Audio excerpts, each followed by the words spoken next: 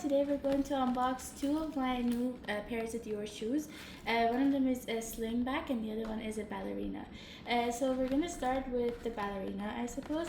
And for me personally, whenever I buy something from Dior, I get really excited over the golden stars. I don't really do anything with them, but I get really excited. We're going to open this box now. So we're going to open these ballerina shoes.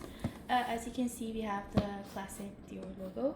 This one is in size 40, Europe size, and I'm not sure what US size that would be, but this is size 40.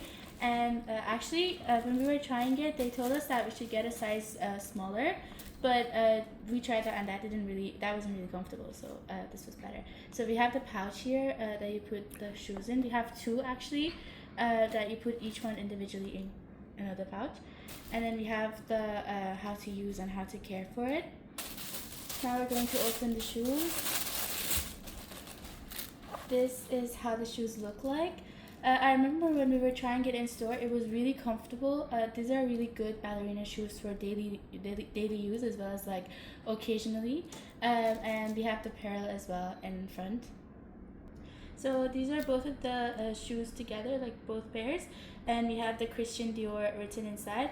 As you can see on the outside, the pattern and the stitching is very similar, is basically the same as Lady Dior, and it would be a good option to match them together as well. And also with the pearl, like the white element here and the gold element, you have so many options to match the shoes with. Now we're gonna move on to the slingbacks. These ones, as I remember, they're in a different color. I think we bought them in the color beige. We still have the pouches as we have in every pair of shoes from Dior. And these ones actually, I think they're better for like lighter complexion outfits. So this is how they look like. These are from the new collection. As you can see, the Dior like gold stitching here is different.